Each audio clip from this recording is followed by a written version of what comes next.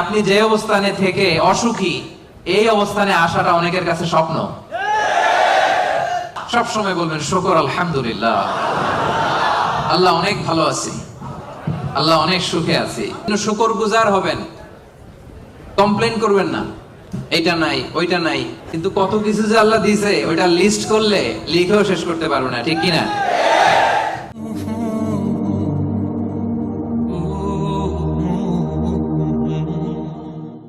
শুকরিয়া করলেই লাভ, ঠিক কিনা? শুকরিয়া করলে নেয়ামত বাড়ায় দেয় কে? না শুকরি করলে শাস্তি দেয় কে?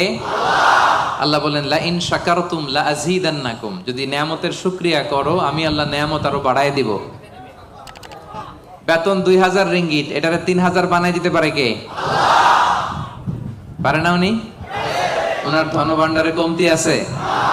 আল্লাহ বলে এই বানি আদম লাউ আন্না আউওয়ালাকুম